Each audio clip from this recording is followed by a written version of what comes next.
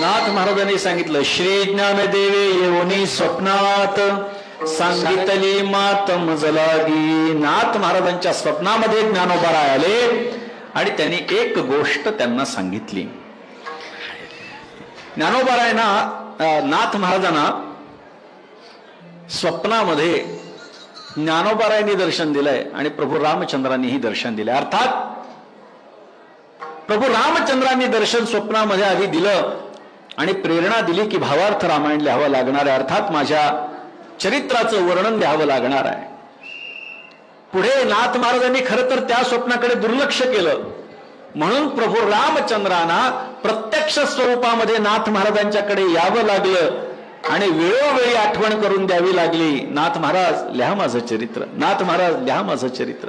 भावार्थ रामायणामध्ये 3ऱ्या अध्यायामध्ये नाथ महाराजांनी याचं वर्णन केलेलं आहे. नाथ महाराज म्हणू लागले, जेवण करू लागलो तर प्रभू रामचंद्र बाजूला येऊन बसले आणि म्हणू लागले, काय जेवताय, लिहा माझं चरित्र. पूजा करता, अरे काय पूजा करताय, लिहा माझं चरित्र. प्रभू रामचंद्र ही स्वप्नामध्ये गेले, पण प्रभू रामचंद्रांना स्वप्नामध्ये आलेलं बघून फार जागृत न झालेले नाथ महाराज मात्र ज्ञानोबा रायांच्या स्वप्नानं जागृत झाले. बरं का, एक गोष्ट लक्षात ठेवायची, जेव्हा आपल्याला पहाटे पहाटे दुःस्वप्न पडतं, वाईट स्वप्न पडतं, तेव्हा कधी जागा व्हायचं नाही, झोपायचं. बरं का, शास्त्राने सांगितलंय, वाईट स्वप्न पडलं, पहाटे वाईट स्वप्न पडलं, झोपायचं. पण जर चांगलं स्वप्न पडलं तर मात्र जागृत व्हायचं, त्याचा चांगला परिणाम आपल्या जीवनावरती होतो. प्रभू रामचंद्रांना स्वप्नामध्ये सहजतेने घेणारे नाथ महाराज मात्र माऊलींना सहजतेनं त्यांनी घेतलं नाही, ही गोष्ट लक्षात घ्या. त्याचं कारण असं आहे, ज्ञानोबा राय सगळ्या संतांमध्ये शिरोमणी आहे. ज्ञानियांचा शिरोमणी, वंद्य जो का पूज्यस्थानी, चिंतकाचा चिंतामणी ज्ञानोबा माझा. जी भूमिका नाथ महाराजांची आहे, कैवल्याचा पुतळा प्रगटला भूतळा, कैवल्याचा पुतळा प्रगटला भूतळा, कैवल्याचा पुतळा प्रगटला भूतळा, कैवल्याचा पुतळा प्रगटला भूतळा. चैतन्याचा जिव्हाळा ज्ञानोबा माझा, चैतन्याचा जिव्हाळा ज्ञानोबा माझा, चैतन्याचा जिव्हाळा ज्ञानोबा माझा, चैतन्याचा जिव्हाळा ज्ञानोबा माझा, ज्ञानोबा माझा, ज्ञानोबा माझा, ज्ञानोबा माझा, ज्ञानोबा माझा, ज्ञानोबा माझा, ज्ञानोबा माझा, ज्ञानोबा माझा, ज्ञानोबा माझा, ज्ञानोबा माझा, ज्ञानोबा माझा. साधकाचा माय बाप दर्शन हरे बाप, सर्व भूत सुखारू ज्ञानोबा माझा, सर्व भूत सुखारू ज्ञानोबा माझा.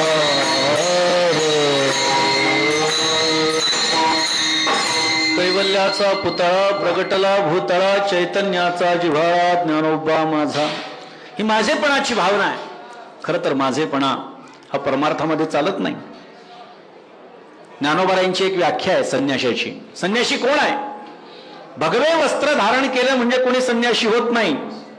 ज्ञानोबा राय सांगतात, मी आणि माझेपण विसरले जयाचे अंतःकरण पार्था, तो संन्याशी जाणं निरंतर. संन्याशी कोण आहे? मी आणि माझेपणा ज्यांनी वेगळा ठेवलेला आहे. फक्त भगवे वस्त्र धारण करणं म्हणजे कोणी संन्यासी होतो असं नाहीये. तुकोबाराय सांगतात, भगवे तरी श्वान सहज वेश त्याचा. पुत्र सुद्धा भगव्या रंगाचा असतं, मग त्याला संन्यासी म्हणायचं का? म्हणजे वस्त्र धारण केले भगव्या रंगाचे म्हणजे कोणी संन्याशी होत नाही. संन्याशी तो आहे की ज्याच्या अंतःकरणामध्ये मी आणि माझेपणा नाही. भलेही त्यांनी वस्त्र कोणत्याही प्रकारचे घातलेलं असो अथवा निर्वस्त्र असो अथवा दिगंबर असो. नाथ महाराज सांगतायत ज्ञानोबा माझा, परंतु हा माझेपणा जो आहे ना हा आपुलकीचाही विषय आहे. हा प्रत्येक वेळी परमार्थाच्या दृष्टीने विचारात घ्यायचा नसतो. हा माझेपणाचा विषय आहे. मी नेहमी सांगतो, एका सुभाषितकारांनी फार सुंदर सांगितलंय, शेळी जी असते ती सारखी मे मे मे मे करत असते म्हणे. आपण ऐकतो मे मे आवाज तिचा असतो. तो मे शब्द त्या सुभाषितकारानं उचलला आणि सांगितलं अशनम मे वशनम मे जाया मे बंधुवर्ग मे इति मे मे कुर्वाण कालवृको हंती पुरुषाजम. आसन माझं, वसन माझं, बायको माझी, मुलं माझी, घर माझं, वस्त्र माझी, असं जो माझं माझं करतो काळ रूपी लांडगा त्याला गिळंकृत करून टाकत असतो. म्हणून माझेपणा, मी आणि माझेपणा याचा त्याग केला पाहिजे. हा थोरपण पराची सांडीजे उत्पत्ती आघवीच विसरेजे जाई जगा धाकुटे होईजे तै जवळी कमाशी. मी मोठा आहे, मी अमुक आहे, मी तमुक आहे, काही सांगायची गरज नाही. आपली लायकी ही आपल्यालाच फक्त माहिती असते. माणूस कितीही बढाया मारत असेल तरी प्रत्येकाला आपली आपली लायकी माहिती असते. त्यामुळे मोठेपणा कोणाच्याही समोर नाही. आणि संतांच्या समोर तर आपण कधीही स्वतः मोठं स्वतःला समजू नये, कोणाही समोर समजू नये, भगवंताच्या समोर संतांच्या समोर समजू नये. परंतु हा माझा, आता ज्ञानोबाराय हे एवढे श्रेष्ठ पुरुष आहेत तरी सुद्धा अरे तुरे कधी मनात कोणाच्या तरी येऊ शकतं की ज्ञानोबाराय एवढे मोठे संत आहेत आणि माझा म्हणतात, माझे म्हणायला पाहिजे, काही जण असं म्हणतील. परंतु हा माझा आहे, ही माझी आहे, ही भावना आपुलकीनं आपलेपणानं येत असते. आपण आपल्या वडिलांना ओ बाबा म्हणतो आणि आईला ए आई म्हणत असतो. म्हणजे आईला अरे तुरे घालण्याचं कारण काय? ती आपल्या अंतःकरणाच्या जवळ असते. म्हणजे तिच्या संबंधानं आपल्या मनामध्ये निरतिशय प्रेम असतं. वडिलांच्याही संबंधानं प्रेम असतं, परंतु आईच्या संबंधानं जेवढी आपुलकी असते तेवढी वडिलांच्या दृष्टीनं आपल्याला जरी नसली तरी देखील आई ही आई असते. म्हणून आईला आपण अरे तुरे घालतो. तसं या ठिकाणी जो माझा असा शब्द नाथ महाराजांनी वापरलेला आहे तो ज्ञानोबारायना आपुलकीनं वापरलेला आहे. कारण ज्ञानाबाई माझी अनाथाची माय एका जनार्दनी पाय वंदितसे, अशा पद्धतीचा विचार आलेला नाथ महाराजांनी सांगितलेला आहे. म्हणून किंवा सर्व सुखाची लहरी ज्ञानाबाई अलंकापुरी. ज्ञानाबाई म्हणजे ज्ञानोबारायना बाईची उपमा देऊन त्यांचा अपमान केलाय का? अजिबात नाही. उलट बाईची उपमा देऊन त्यांचं अंतःकरण किती हृदय आहे आणि किती कोमल आहे हे सांगण्याचा संत महात्म्यांचा प्रयत्न आहे. आणि म्हणून अनेक संतांनी, जवळपास सगळ्याच संतांनी ज्ञानोबारायना आई, ज्ञानाबाई आई असं म्हटलेलं आहे. म्हणून ज्ञानोबाराय हे सगळ्या संतांची आई आहे. त्याच्यामुळे त्या ठिकाणी अरे तुरे घालण्याचा एक अधिकार किंवा मोकळेपणा हा नाथ महाराजांना प्राप्त झालाय. म्हणून कैवल्याचा पुतळा प्रगटला भूतळा, चैतन्याचा जिव्हाळा ज्ञानोबा माझा, साधकांचा मायबाप दर्शने हरिताप, सर्वाभूती सुखरूप ज्ञानोबा माझा. सगळे प्रमाण पहा, चालविली जड भिंती, हरली चांगल्याची भ्रांती, मोक्ष मार्गीचा सांगाती ज्ञानोबा माझा. रेड्यामुखी वेद बोलविला, गर्व द्विजांचा हरविला, शांती रूपी प्रगटला ज्ञानोबा माझा. गुरु सेवेला जाण शरण एका जनार्दन, चैतन्याचे जीव ज्ञानोबा माझा. म्हणजे नाथ महाराज प्रत्येक वेळी नाथ महाराजांना माझं म्हणतात. माझा ज्ञानेश्वर कृपाळू उदार, माझा ज्ञानेश्वर कृपाळू उदार, माझा ज्ञानेश्वर कृपाळू उदार, माझा ज्ञानेश्वर.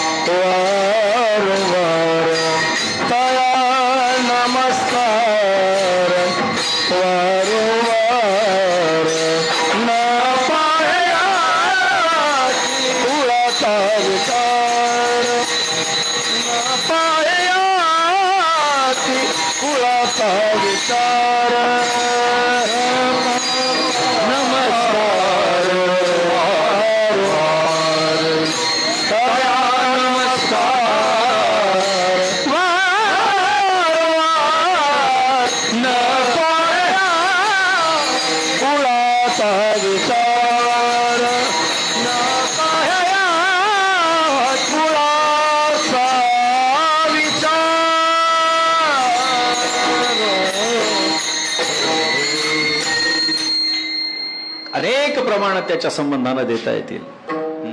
कृपाळू उदार माझा ज्ञानेश्वर. नाथ महाराज म्हणतात, तया नमस्कार वारंवार न पाहे, याती कुळाचा विचार भक्त करुणाकर ज्ञानाबाई. इथे सुद्धा आईची उपमा नाथ महाराजांनी ज्ञानोबारायांना दिलेली आहे. म्हणजे अनेक संतांनी ज्ञानोबारायांना आई मानलेलं आहे आणि त्या अधिकारानं नाथ महाराज ज्ञानोबारायांना अरेतुरे घालतात.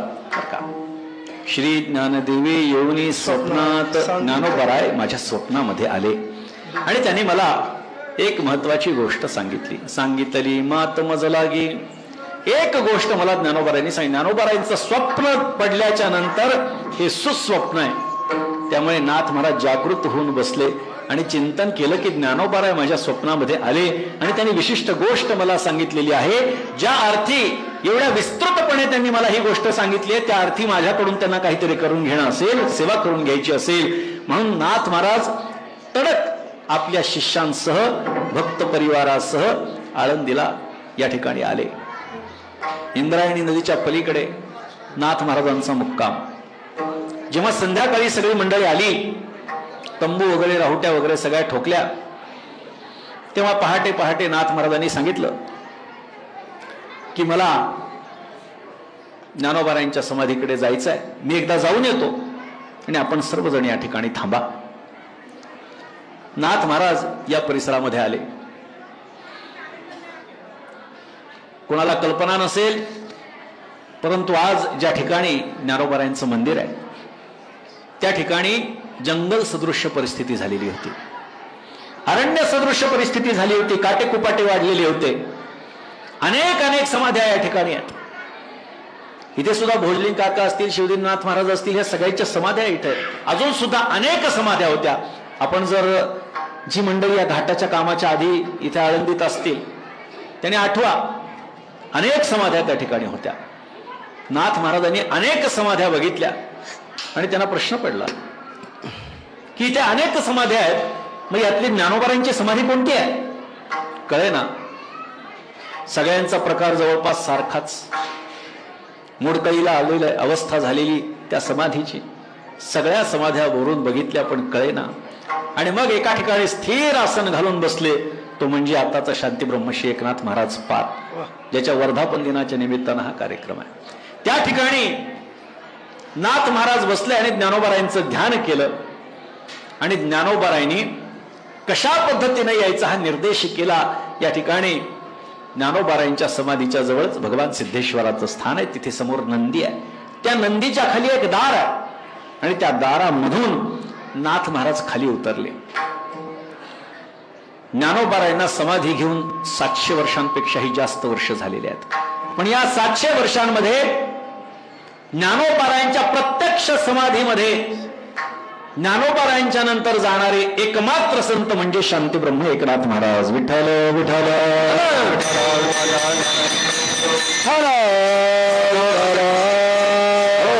त्यांची अनेक प्रमाणं आपल्याला पाहायला, इतरही संतांची प्रमाणं आमच्याकडे जे हस्तलिखित आहे 350 वर्षांपूर्वीचं हस्तलिखित आहे, याच्यामध्ये सगळं वर्णन आलेलं आहे. त्याचं चरित्र आपण प्रकाशित पण या संबंधाने नाथ महाराजांचं केलेलं आहे. नाथ महाराज त्या नंदीच्या दारामधून खाली उतरले आणि प्रत्यक्ष पाहतो ते काय, अभंगाचं दुसरं चरण. दिव्य तेज पुंज मदनाचा पुतळा, दिव्य तेज पुंज मदनाचा पुतळा, दिव्य तेज पुंज मदनाचा पुतळा, दिव्य तेज पुंज मदनाचा पुतळा,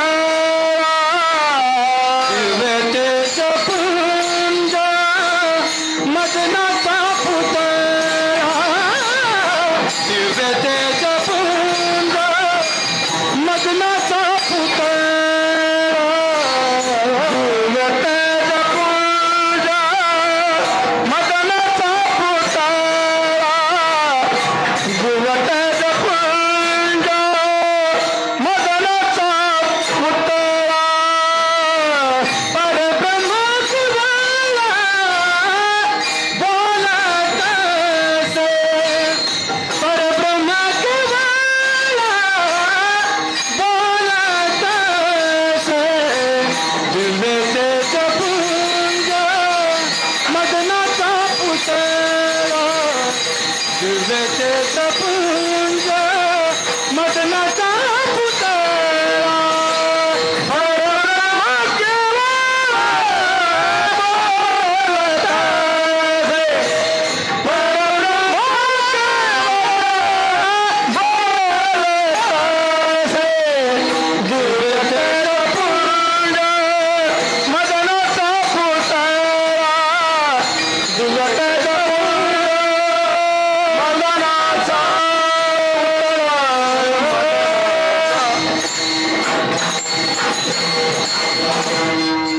ज्ञानोबरायांच्या समाधीमध्ये गेल्याच्या नंतर नाथ महाराजांनी ज्ञानोबरायांच्याकडे बघितलं. ज्ञानोबरायांचं स्वरूप म्हणजे काय? दिव्य तेज पुंज मदनाचा पुतळा, परब्रह्म केवळ बोलतसे. ज्ञानोबराय म्हणजे दिव्य तेज पुंज, प्रत्यक्ष कैवल्याचं मुसावलेलं स्वरूप आहे. खर तर मदनाचा पुतळा ही उपाधी भगवान श्रीकृष्णाला लावलेली आहे. भगवान श्रीकृष्णाच्या नारायणाच्या सौंदर्याचं वर्णन जेवढं झालंय तेवढं कोणाच्याही सौंदर्याचं वर्णन झालेलं नाही आहे. मग ज्ञानोबरायनेही तीच उपाधी का? कारण ज्ञानोबराय म्हणजे प्रत्यक्ष महाविष्णू आहेत. महाविष्णूचा अवतार सखा माझा ज्ञानेश्वर. मग आता महाविष्णूचे अवतार ज्ञानोबराय असतील आणि भानुदासाचे कुणी महाविष्णूचे अवतार एकनाथ महाराज असतील तर एकनाथ महाराजांचे स्वरूप काही कमी असेल का? ज्ञानोबरायांचं स्वरूप ज्याप्रमाणे दिव्य तेज पुंज मदनाचा पुतळा असं आहे तसंच स्वरूप नाथ महाराजांचंही असेल. नाथ महाराज ज्ञानोबरायांच्या समोर जेव्हा गेले तेव्हा तो दिव्य प्रकाश नाथ महाराजांना दिसला. भगवान श्रीकृष्णाचं वर्णन आहे. श्रीकृष्णाची सौंदर्या पुढे लक्ष्मी भुलुनी झाली वेडी, मदन पोटा अलिबा पुढे तेथे कोणीकडे इंद्रचंद्र. कोण इंद्र आणि कोण चंद्र? एवढा तो परमात्मा सुंदर आहे आणि त्या परमात्म्याचाच अवतार म्हणजे ज्ञानोबा आहे. त्यामुळे नाथ महाराजांचे डोळे दिपून गेले आणि ज्ञानोबरायांचं स्वरूप ते निहाळतच बसले. स्वरूप निहाळत बसल्याच्या नंतर नाथ महाराज आपलं देहभान हरपले. ज्ञानोबरायांना प्रत्यक्ष बघायला मिळालं. ह्यापेक्षा काय भाग्य महाराज.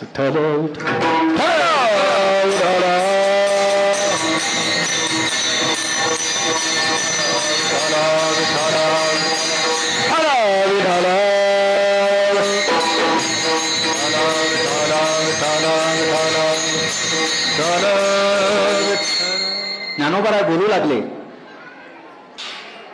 दिव्य तेज पुंज मदनाचा पुतळा परब्रह्म केवळ बोलत असे.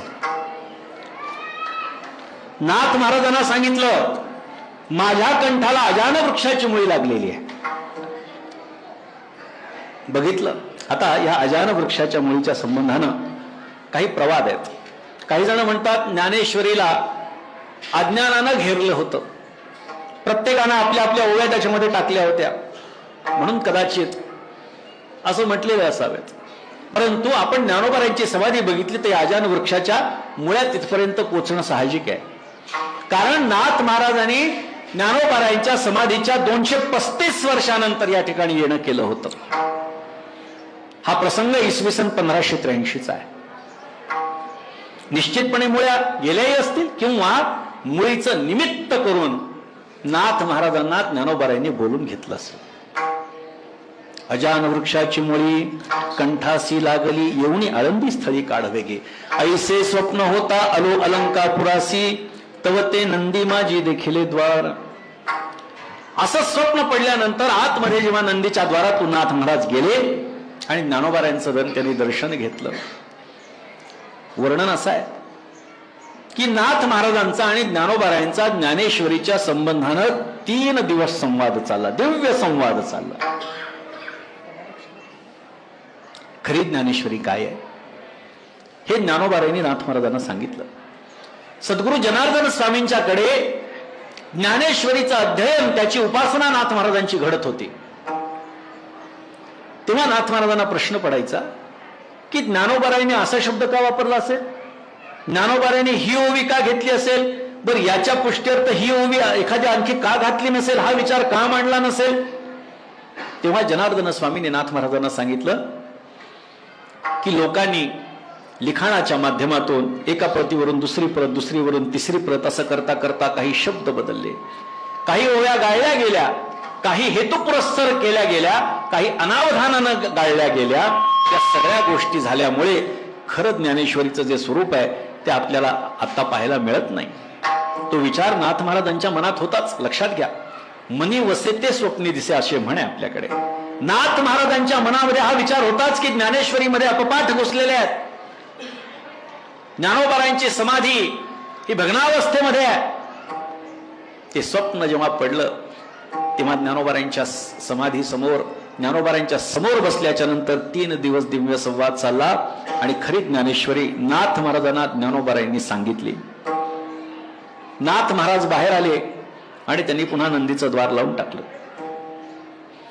बाहेर आल्यानंतर त्यांच्या लक्षात आलं की आपण आतमध्ये गेलो, हे काही आज गेलो आणि आज नाही तर 2-3 दिवस होऊन गेलेले आहेत. हे बाहेर आल्यानंतर त्यांच्या लक्षात आलं. परंतु आपल्या बरोबर असणारी सगळी मंडळी याचा विचार सुद्धा आपल्याला आला नाही. आपल्या भरोशावरती आता काय परिस्थितीमध्ये असतील त्यांच्या खाण्यापिण्याचा आपण विचार केला नाही, काही सोय केली नाही. धावत धावत जेव्हा नाथ महाराज त्या ठिकाणी गेले तेव्हा लोकांची पंगत बसलेली दिसली. नाथ महाराजांनी विचारलं, हे कोणी केलं? लोकांनी सांगितलं, भक्तांनी सांगितलं, महाराज आपण एका कानडीवाण्याला पाठवलं होतं. आतमध्ये जेव्हा आपण गेलात 2 दिवसांपूर्वी जेव्हा आपण आतमध्ये गेलात तेव्हा एका कानडीवाण्याला आपण सांगून ठेवलं होतं ना की आमची व्यवस्था करा, भांडे कुंडे द्या, शिदा पाणी द्या, सगळी व्यवस्था करा. तुम्हीच सांगितलं होतं ना. नाथ महाराजांनी सांगितलं, असा कुठल्याही वाण्याला मी सांगितलेलं नाही. नाथ महाराजांच्या लक्षात आलं की जो वाणी या लोकांना अन्न देता झालेला आहे ते दुसरे तिसरे कोणी नसून ज्ञानोबा आहेत. झाले ज्ञान देव वाणी, झाले ज्ञान देव वाणी, झाले ज्ञान देव वाणी, झाले ज्ञान देव वाणी. आले सामुग्री घेऊन, आले सामुग्री घेऊन, आले सामुग्री घेऊन, आले सामुग्री घेऊन, आले सामुग्री घेऊन, आले सामुग्री घेऊन. झालं ज्ञानेश्वर वाणी, आले सामुग्री घेऊन,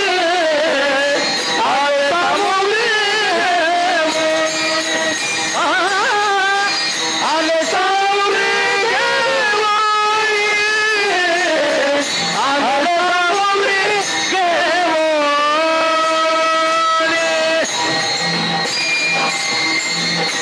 झाले ज्ञानदेव वाणी, आले सामुग्री घेऊनी.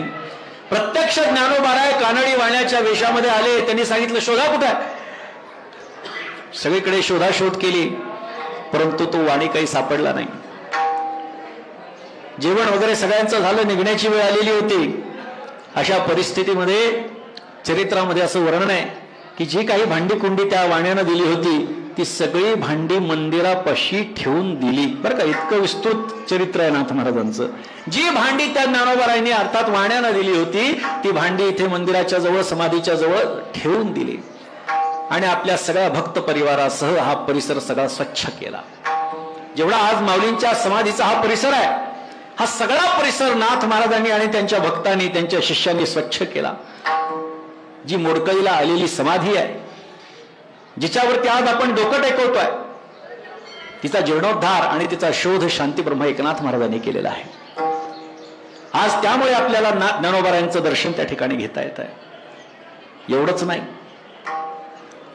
नाथ महाराजांनी आपल्या सगळ्या शिष्य परिवाराला ज्ञानोबारायांचं प्रत्यक्ष दर्शन घडवलं असा उल्लेख आहे बरं का, प्रत्यक्ष.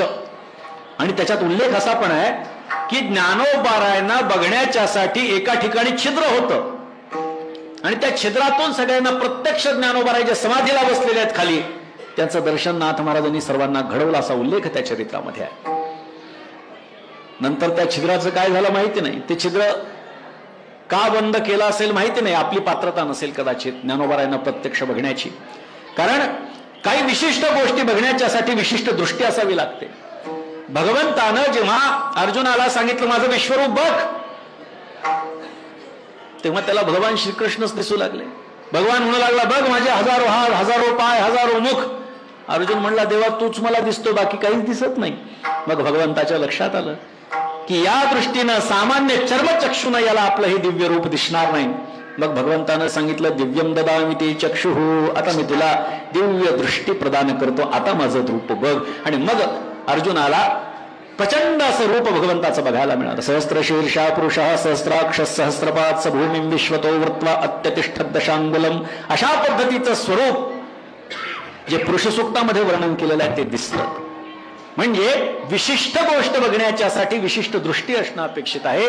ती दृष्टी, ती पात्रता आपली नसल्यामुळे कदाचित आपल्याला ते छिद्रही दिसत नसेल. असो, या ठिकाणी नाथ महाराजांनी ही सगळी स्वच्छता केली, हा परिसर मंदिर सदृश्य केला, मूळ गाभारा नाथ महाराजांनी बांधला. पुढे तुकोबारायांनी त्याचा पुन्हा जीर्णोद्धार करून त्याला आताचं स्वरूप दिलेलं आहे. म्हणजे नाथ महाराजांचं हे कार्य झाल्याच्या नंतर आपल्या काही शिष्यांना, काही भक्तांना नाथ महाराजांनी माऊलींच्या पूजेसाठी ठेवलं. महाराज इथे जर कोणी परंपरागत पुजारी असतील, ज्यांच्या अनेक पिढ्या इथे गेलेल्या आहेत, हे सगळे एकनाथ महाराजांचे शिष्य होते. परंपरेनं ही पूजा ज्ञानोबारायांची या ठिकाणी चालत आलेली होती. ती नाथ महाराजांनी पुन्हा सुरू केली. दिनचर्या जी आहे, काकड्यापासून शेजारतीपर्यंतचा नित्यनेम हा नाथ महाराजांनी इथे सगळा लावून दिला. आजही मी नेहमी सांगतो, आमच्या पैठणला एकनाथ महाराजांची 2 मंदिर आहेत. एक नाथ महाराजांचा वाडा आहे, ज्याला गावातलं नाथ मंदिर म्हणतात, आणि दुसरी नाथ महाराजांची समाधी आहे, जी गोदावरीच्या काठावरती आहे. या 2 मंदिरामध्ये ज्या 3 आरत्या घेतल्या जातात, व्रत तप तीर्थे जया पायी मिरवती, सहस्रदीपे दीप कैसी प्रकाशली प्रभा, आणि संत सनकाधिक भक्त मिळाले अनेक, या 3 आरत्या संध्याकाळच्या वेळी फक्त पैठणच्या 2 नाथ मंदिरामध्ये होतात. आणि तिसरं जगात कुठं जर त्या 3 आरत्या होत असतील तर त्या ज्ञानोबारायांच्या समाधी मंदिरामध्ये होतात. ही परंपरा, दिव्य परंपरा आजही चालत आलेली आहे. आजही इथे झांजेवरती 8:30 वाजता जी आरती होते, ती नाथ महाराजांनी सुरू करून दिलेली आरती, लक्षात घ्या. आजही ही परंपरा संस्थांच्या सगळ्या विश्वस्तांच्या माध्यमातून सुरू आहे.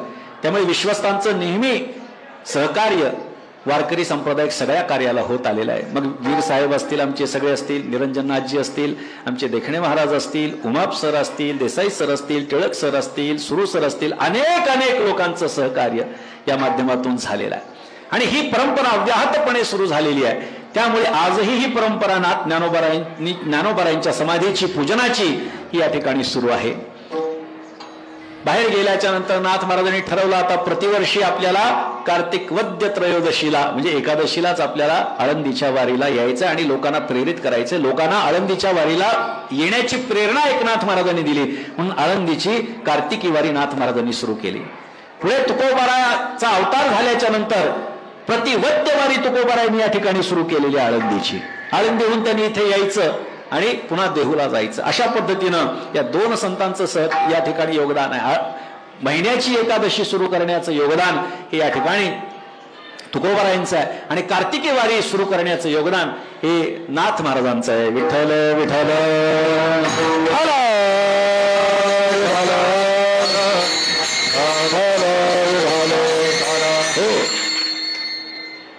ही गोष्ट घडल्याच्या नंतर वर्णन असं आहे की आळंदी हे जे गाव आहे, हे आळंदीच्या जवळ असलेल्या बहुळ गावाच्या अधिकाऱ्याच्या अखत्यारीत होतं. बहुळ गावचा जो अधिकारी आहे त्याच्याकडे आळंदी हे गाव होतं. आणि ही घटना जेव्हा त्यांनी ऐकली आणि त्यांना समजली, तेव्हा ज्ञानोबारायांच्या मंदिराचा, परिसराचा विकास करून आळंदी गावाची पुनर्स्थापना ही नाथ महाराजांनी केलेली आहे. आपण जर जुना भाग जर आपण बघितला, जिथे ज्ञानोबारे उतरले होते तो भाग होताच, परंतु ज्ञानोबारायांच्या समाधीचा भाग हा उपेक्षित राहिला होता. परंतु त्या बहुळ गावच्या अधिकाऱ्यानं नंतर ही सगळी व्यवस्था या ठिकाणी लावून दिली आणि या ठिकाणी आळंदी हे गाव पुनर्स्थापित केलं. हा इतिहास आहे, या भाकडकथा नाही आहेत. कीर्तनकारांनी कधीही प्रमाण बोलावं. प्रमाण जर आपल्याला बघायचं असेल तर एकनाथ महाराजांचं चरित्र आहे, जे 350 वर्षांपूर्वी लिहिल्या गेलेलं आहे. बरं, ते काहीतरी छापलंय आणि आम्ही म्हणतोय 350 असंही नाही, हस्तलिखित उपलब्ध आहे. आपण आजही जाऊन बघा, भारत इतिहास संशोधन मंडळामध्ये बघा, 350 वर्षांचं हस्तलिखित तिथे सुद्धा आहे. तिथे सुद्धा ही कथा आपल्याला याच स्वरूपामध्ये पाहायला मिळेल. म्हणजे अशा पद्धतीनं नाथ महाराजांनी ज्ञानोबारायांच्या या स्थानाचं महात्म्य जगभरामध्ये पोचवलं. परंतु नाथ महाराज ज्ञानोबारायांच्या समाधीचं फक्त जीर्णोद्धार करून शोध करून थांबणारं व्यक्तिमत्व नव्हतं. जी ज्ञानेश्वरी ज्ञानोबारायांनी आपल्याला सांगितली ती खरी आणि शुद्ध स्वरूपातली ज्ञानेश्वरी आपण देणं गरजेचं आहे हे लक्षात आलं. आणि मग गावोगाव फिरून महाराष्ट्र आणि महाराष्ट्राच्या बाहेर जिथे जिथे म्हणून ज्ञानेश्वरीच्या जुन्या प्रती आहेत या सगळ्याच्या सगळ्या प्रती नाथ महाराजांनी जमा केल्या आणि शुद्ध स्वरूपातली ज्ञानेश्वरी नाथ महाराजांनी लिहिली आणि लोकांपर्यंत ती पोचवली. जुन्या ज्या प्रती आहेत त्या पैठणमध्ये गोदावरी नदीत विसर्जित करून टाकल्या आणि ज्या ज्या नवीन प्रती आहेत ज्या ज्ञानोबारायांना अपेक्षित जी खरी ज्ञानेश्वरी आहे ती ज्ञानेश्वरी लोकांपर्यंत नाथ महाराजांनी पोचवली. आजही आपण जी ज्ञानेश्वरी वाचतो ती शांतीब्रह्म एकनाथ महाराजांनी प्रतिशुद्ध केलेली ज्ञानेश्वरी आहे. नमो ज्ञानेश्वरा निष्कलंका जयाची गीतेची वाचिता टीका ज्ञान होय लोका अतिभाविका ग्रंथार्थिया. हा ग्रंथ पूर्वीच शुद्ध होता. नाथ महाराज म्हणतात तरी पाठांतरी शुद्ध अबद्ध तो शोधून या एवं विध. त्याचा अर्थ मी शोधला, योग्य ठिकाणी योग्य शब्द योजले. ज्या चुकीच्या गोष्टी होत्या ज्या तत्वज्ञानामध्ये बसत नव्हत्या ज्या ज्ञानोबारायांच्या ओव्या नव्हत्या त्या बाजूला केल्या आणि ज्या होत्या आधी परंतु कोणाकडून तरी त्या विस्मृतीमध्ये गेल्या होत्या त्या पुन्हा एकत्रित आणून जी शुद्ध स्वरूपातली ज्ञानेश्वरी आहे ती नाथ महाराजांनी गोदातटी पैठण क्षेत्री पूर्ण केली. हा दिवस होता कपिला षष्ठीचा. नाथ महाराजांच्या जीवनामध्ये षष्ठी हा योग खूप महत्वाचा आहे. नाथ महाराजांचे गुरु जनार्दन स्वामी यांचा जन्मदिवस फाल्गुन वद्य षष्ठी. एकनाथ महाराजांना दत्तात्रयांचं सर्वप्रथम दर्शन झालं ती तिथी फाल्गुन वद्य षष्ठी. एकनाथ महाराजांना सद्गुरूंचा अनुग्रह ज्या तिथीला प्राप्त झाला ती तिथी फाल्गुन वद्य षष्ठी. सद्गुरू जनार्दन स्वामी ज्या तिथीला निजधामाला गेले ती तिथी फाल्गुन वद्य षष्ठी. एकनाथ महाराजांनी ज्या तिथीला समाधी घेतली जलसमाधी घेतली ती तिथी फाल्गुन वद्य षष्ठी. आणि ज्या तिथीला ज्ञानेश्वरी प्रतिशुद्ध केली जिला आपण ज्ञानेश्वरी जयंती म्हणून अख्खा वारकरी संप्रदाय साजरा करतो ती तिथी कपिला षष्ठी भाद्रपद वद्य षष्ठी.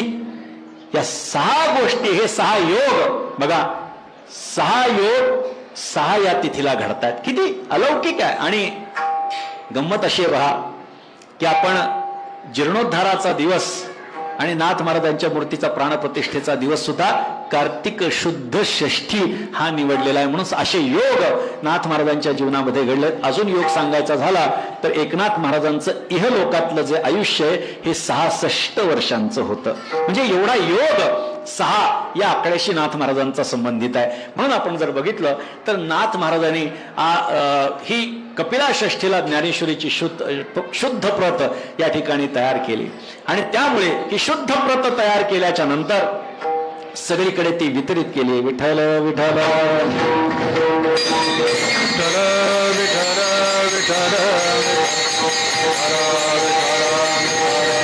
हो. आणि अशा पद्धतीनं नाथ महाराजांनी एवढं मोठं काम हे वारकरी संप्रदायासाठी केलंय. मी नेहमी सांगतो की एकनाथ महाराजांच्या घराण्याचे वारकरी संप्रदायावरती खूप मोठे उपकार आहेत. मी त्यांच्या कुळामध्ये जन्माला आलो म्हणून अभिनिवेशानं बोलत नाहीये, ही सत्य परिस्थिती आहे. हा इतिहास आहे. वारकरी संप्रदायामध्ये सगळ्या संतांचे शिरोमणी म्हणून ज्ञानोबारायांचं वर्णन होतं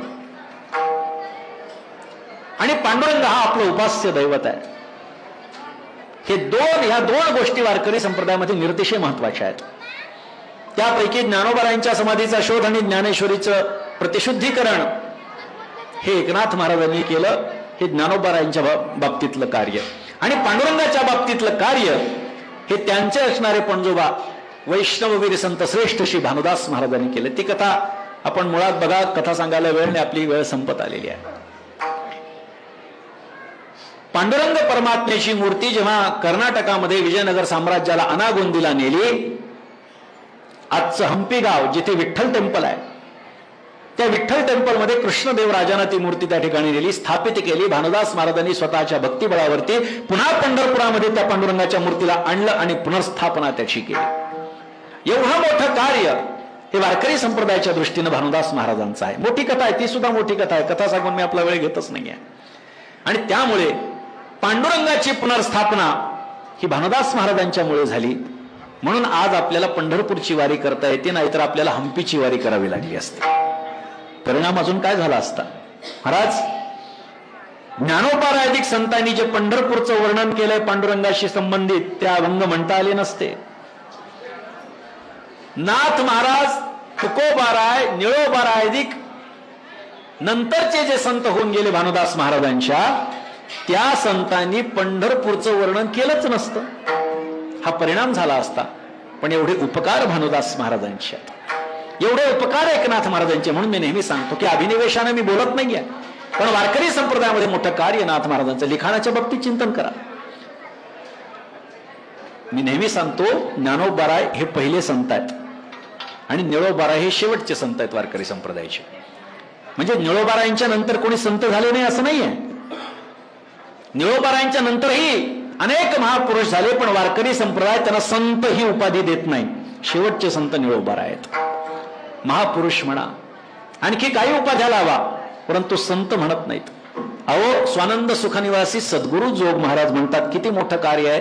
वारकरी संप्रदायातले 50% कीर्तनकार हे जोग महाराजांच्या संस्थेत आहेत. ठरवलं असतं तर त्यांनी श्री संत जोग महाराज म्हणू शकले असते, परंतु स्वानंद सुखनिवासी सद्गुरु जोग महाराज. कशासाठी? त्याचं कारण असं आहे की निळोबारायांच्या नंतर कोणी संत नाही हे मान्य आहे. म्हणून अशा पद्धतीचं चिंतन आपण करा. ज्ञानोबारायांपासून निळोबारायांपर्यंत सगळ्या संतांचं वाङ्मय एकत्रित केलं, एकट्या एकनाथ महाराजांचं वाङ्मय 50% लक्षात ठेवा. एवढं मोठं योगदान एकनाथ महाराजांचं वारकरी संप्रदायासाठी. म्हणून अनेक कार्य आहे नाथ महाराजांचे.